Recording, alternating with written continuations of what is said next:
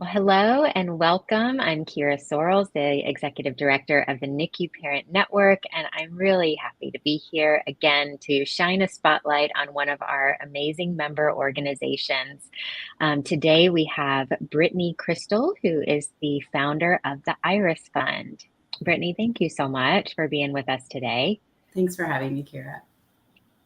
So let's talk about you and your work. What activated you to do what you do to start the Iris Fund? Tell us a little bit about that, the personal motivations. Okay, sure. So I'm actually a mom of 3 preemies. I had my son in 2015, and he, after a routine checkup, low-risk pregnancy, we discovered that I had a thinning cervix, and I was on bed rest for 14 weeks, and he was delivered at 34.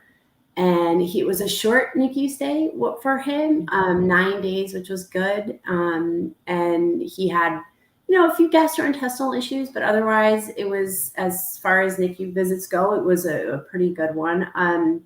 But getting pregnant again was pretty scary. And when I asked the doctor, will this happen again? They were like, well, we don't know.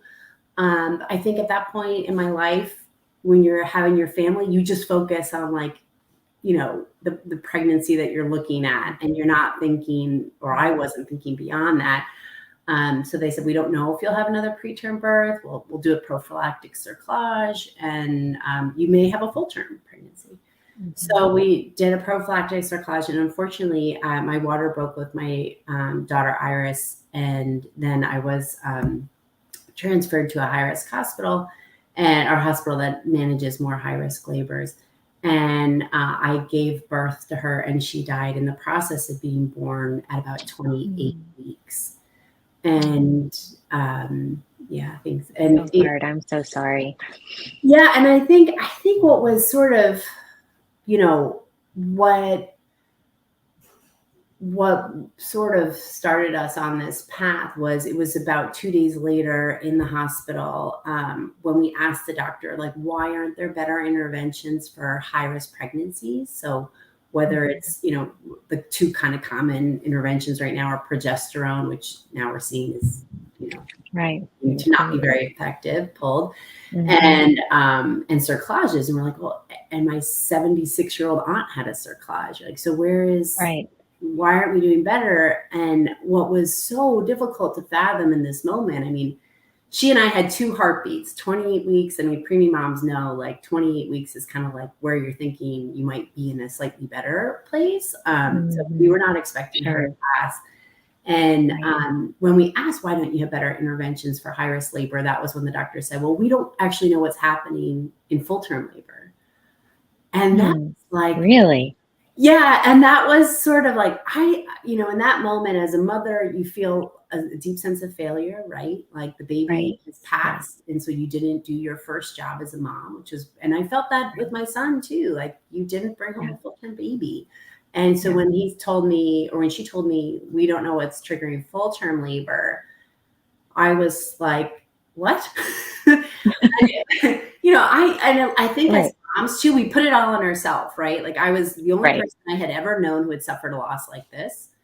Most people still don't talk about miscarriages. So I just felt very alone. And then I learned that, well, there's, it's called stillbirth when a baby passes before or during labor.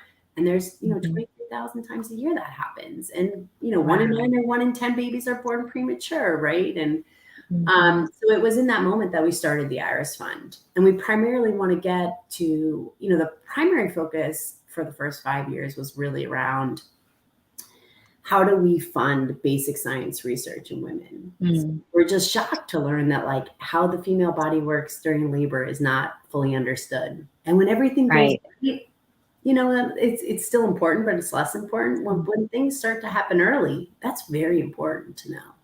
So that's what we've been primarily focused on, is research. And we also have been pushing for parity for lost parents and advocacy. And it came out of that moment with my daughter Iris. And then after her in 2019, we then got pregnant again. And I think that's an important thing to point out too. The doctors were going, you can have another baby, which was like shocking to me in that moment. You Mm-hmm. know, like Right. it's not selfish, which I needed to hear from a doctor. It's Yeah. not a selfish thing to Right. have another baby. You will have a very good chance of having a good outcome.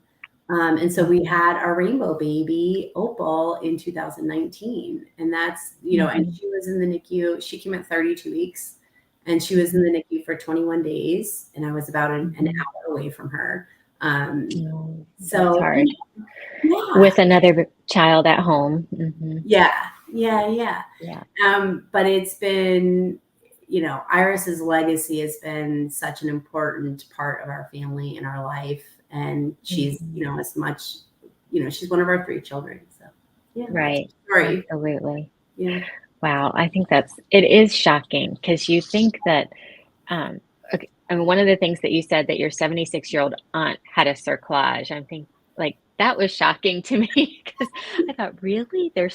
That's still something that they're doing 76 years later. You would think that there would be some innovation You would think. I remember in that watching the area. Downton Abbey movie, and the woman in Uh, Downton Abbey gets a cerclage. I was like, we haven't moved the needle on really? this. Right. But I Wow. think That that is really I interesting. think Yeah, and I think that is sort of like I deeply believe that the low risk mother in her 20s who may be pregnant should be Mhm. able to be my ask sort of basic questions like how does my body work and get those answers. I think that's Right. really important.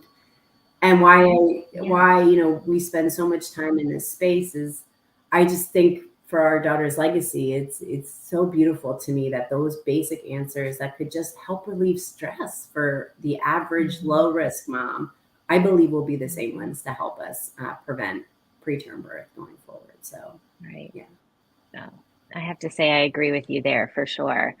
Um, so, these experiences, whether you have a baby in the NICU or you lose a baby, have a high risk pregnancy, uh, there is something that happens to you as a person. I mean, it certainly did for me. Um, how do you think that you've been, if you don't mind getting a little bit more personal, how do you think that you've been personally transformed by these three pregnancy experiences and the loss and the NICU stays and I think with my son it was that struggle with that you didn't bring a baby full term. And I saw actually one of the partners, Dear NICU, put up today like a great one about, I never really got over that you didn't get to put a baby on your chest and sort of have yeah, that moment. right. That I thought was really challenging. And with my rainbow baby, Opal, being in the NICU for 21 days, I mean, it is a very bizarre thing to have people congratulate you on a baby that's not physically with you. Mhm, That I felt was difficult. mhm, But also with Iris, and part of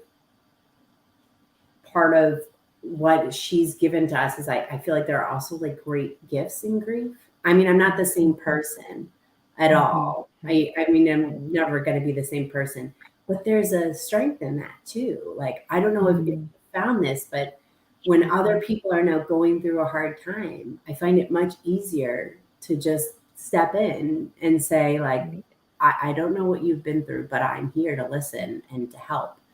And I think mhm, before these experiences, I might have been more someone who was wishing you all the best, but not knowing how to connect. right. Yeah. Oh, absolutely. I totally agree. I think I was the exact same way that I might have either stepped back, not wanting to, upset them, but now I know, like, you know, we don't forget our children. We don't forget, anything, just reaching out. And I think also just being comfortable with saying, look, you don't even have to respond to this message. Just know that I'm here. If you just want to sit, that's fine. Just being comfortable with that uncomfortable space when people are suffering, I Oh my think is, God. Yeah, I think yeah. that's exactly it. And one of the tips because, in our space here in Connecticut, there are a lot of actually NPN member groups here that are doing Hmm. such amazing work. And so we do a lot of Yeah. referring to the groups around here who are Hmm. doing more work in the NICUs and more of the bereavement work, but we do get a lot of phone calls, and a lot of the tips really are that, like sharing that, you know, when you send, I had an aunt who sent me a message like weekly for a year, and the first line was, "I expect no response." And it took so much pressure off me, and I loved them. And I read them. I responded to very few, but they meant the world. So I think it's fundamentally changed who I am as a person, but not in all bad ways, you know, like in some really good ways. And that's a challenging message sometimes to convey, right? Gifts of grief are a hard one. I would obviously prefer to have her here, of course, but I also see that, like, I don't know if you feel this way too, but I feel like my ability to capture the moments with my two living children is so, I feel like the appreciation is so deep for every good thing that's happening, because you know what it's like when it's not a good day, you know? Yeah.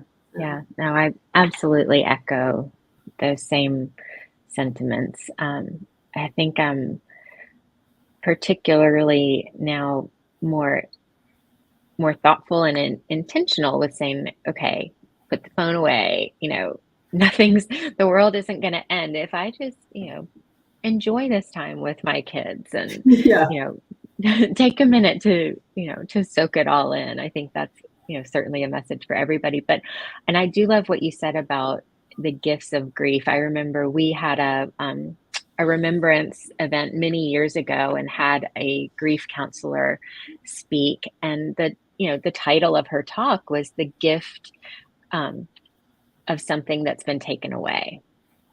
And at first I was like, I don't know about this. But it was, you know, it was just that. It's certainly not, like you said, it's not saying like, you know, you don't want your child to be with you, but there are gifts in grief. And I think that's a beautiful reminder. I love that was the name of her talk. And yeah, I would have felt similarly though. Like, I think the other thing is, like, other things just aren't challenges anymore. Like, that's one of the other, like, I was not a runner. One of our key ways of fundraising is we have a New York City Marathon team. And I was like, well, like, you know, someone told me the first year the founder has to run. And I was like, can an aunt run? Like, I'm not really a runner.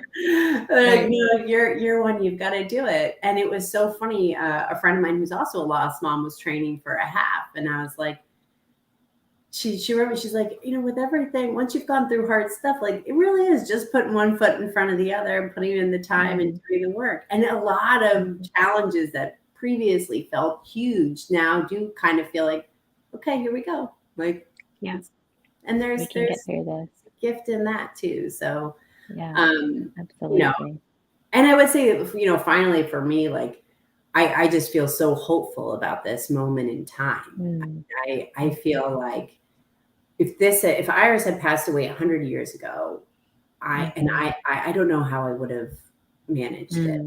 But being alive today and having the women leaders in the field of OBGYN, MFM, the physician scientists, and the engineers in women's health, like, they're making strides so quickly.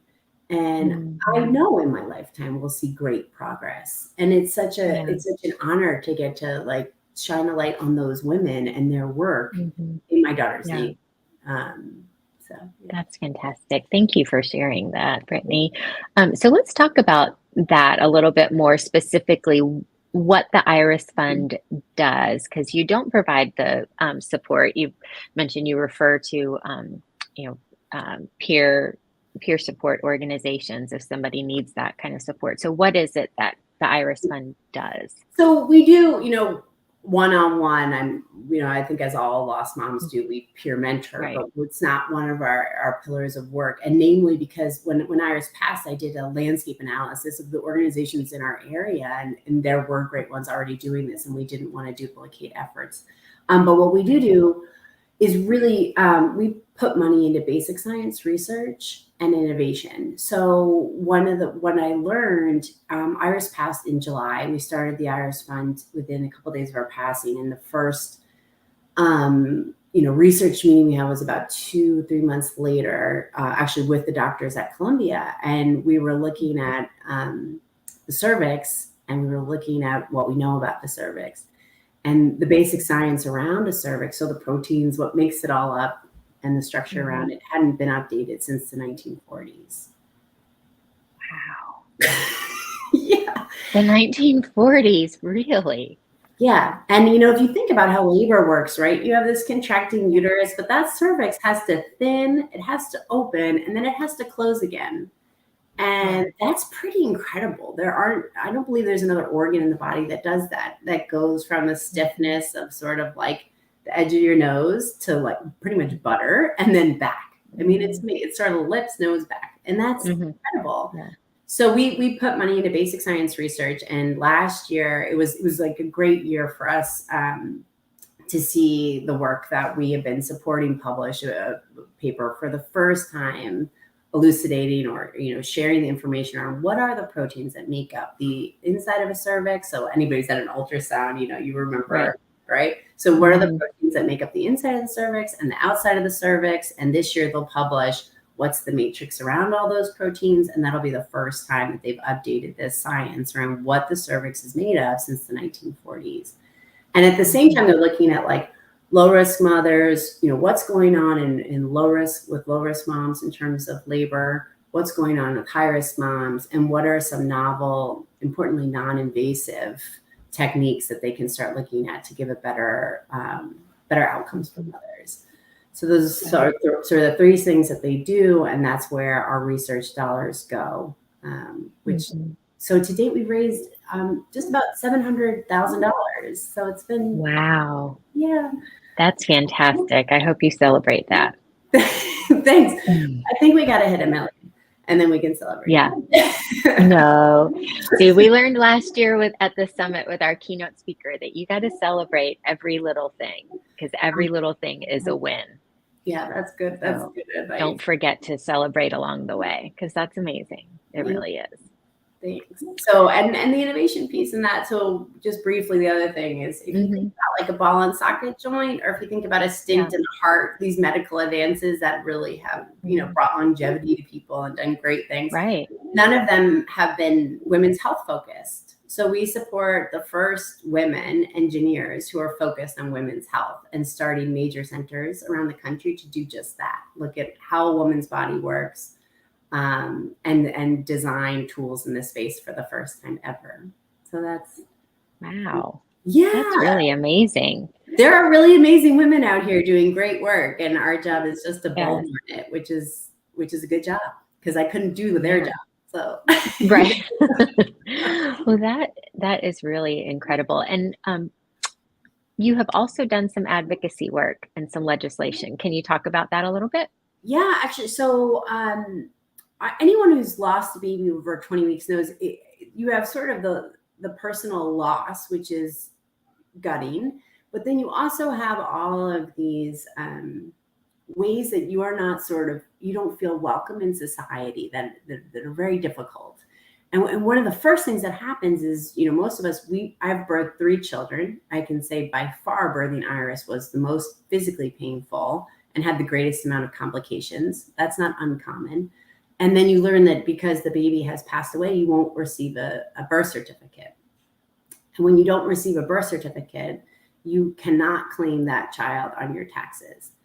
So one of the things that happens right after you lose a baby after 20 weeks is a doctor usually will come in and say, hey, we really would suggest an autopsy, and we would suggest, you do some genetic array testing. You want to make sure that whatever happened won't affect subsequent pregnancies. You have to start planning a funeral. And usually at this point in your pregnancy, you're pretty out of pocket for all the other expenses, and you were expecting to bring a baby home. So you have funeral, burial, genetic testing. And a lot of times, especially I know for me, I needed a grief counselor, right? So these are 3 major expenses that you're hit with, and you don't have the peace of mind of having the birth certificate, and you don't have access to that tax credit as you would if it was a live baby that you brought home. So we worked here in Connecticut. We saw New York. It had been previously proposed and didn't pass. And So I called our sister organizations in New York, talked to them about it a bit, and I hopped on the phone with our local representative here in Connecticut. I was like, we need a stillbirth tax credit, because if I hadn't had a loving husband, if I didn't have a strong community, I happened to have moved back to my hometown. So when there was a loss here, I mean, we knew the funeral directors, we knew everybody knows everybody here. Right. So we worked with our local representatives, and last year, in the first year that it was proposed, we passed the stillbirth tax credit here, which means that anybody who loses a baby at 20 weeks or greater gestation will have access to that tax credit the year of their loss. And it was Wow. Saul's Light, who's another NPN member in Louisiana, that gave us we contacted them, they shared their information, and it was such a huge, exciting moment for us because it passed in Louisiana when we were working on it here in Connecticut. And when I could send it over to our representatives and say, look at Louisiana celebrating this, it was like, great. And then for some representatives that were on the fence, we got to share comments like, how far behind Louisiana does Connecticut want to be exactly? Right. Let's keep moving, guys. Right. Yeah. Yeah. So that is amazing. That is wonderful, and just really shows the power of just picking up the phone and making a phone call to your representative. And of families in this space, because Tiny Miracles, one of their board members, was just so helpful, and everybody called red and blue. We were like, this is not a partisan issue. Right. This is about taking care of families. And it was great. I mean, that we created a coalition here of, from the big guys like March of Dimes, Every Mother Counts came out and did some help to our local organizations that are really providing the on the ground support that these needs. So it was a wonderful experience. And Louisiana has a ton. Yeah, that is fantastic. I love that. There really is, power in the families for sure. Can't be underestimated. No, nothing like a mom who won't go away, right? Like, I'm just going to be here every day till we get this done. Right, exactly. Well, Brittney, as we wrap up, is there anything that you guys are working on or have coming up, or anything else that you want to share or make people aware of? Well, there's a national advocacy effort around a Shine for Autumn Act. So if anyone's interested in learning more about national advocacy efforts, or if they're working on stillbirth tax legislation in their own states, definitely reach out. Another one is, what was that again? The Shine for Autumn Act. And that's really around like cleaning up data for, we really need to do a better job at understanding our stillbirth situation here in the United States. And that's about, better educational resources, cleaning up data on the national level, and providing greater dollars to things like placental pathology, so that when one of these losses happen, we can tell the family what caused this loss to help them in their grieving process and with subsequent pregnancies, and to stop it from happening in the future. So that's one piece of legislation we're supporting. We also, at the state level, would love to hear from anybody who happens to be working on a stillbirth tax credit in their state, because we believe it should be a federal bill. And the best way to get that done is actually by showing some good progress at the state level. So that's one. Absolutely. And then if anybody's in the Connecticut area, our New York City Marathon team is full, but our Connecticut race is in October, and we have anybody who wants to come, and that one is about awareness raising, not fundraising. So, join your team, and that's what we're up to right now. That's fantastic. And if people want to connect with you, what's your website? Are you on social media? All that stuff. So theirisfund.org is our website, and we are on Instagram and Facebook. On Instagram, we're the Iris Fund, and on Facebook, it's theirisfund.org. But and we're on LinkedIn as well. So Great, wonderful. Well, Brittney, thank you so much for just the work that you do and the person that you are, and it's. There aren't a ton of organizations that are focused in areas such as this. And so I just thank you for, picking that up and literally running with it. And thank you, Keira. I mean, this having NPN is such an amazing resource, and we look forward to engaging more as we go forward. I'm so grateful to be receiving all of the updates from you guys, and it's just great. So thank you for all you do. Absolutely. So everybody out there, check out the Iris Fund, follow them on Instagram and LinkedIn and Facebook, and see how you might be able to get involved in advocating for that stillbirth tax credit at your state level, because that is so important. It should be in every state and a federal mandate for sure. Yeah. Thank you so much, Keira. All right. Thanks, everybody.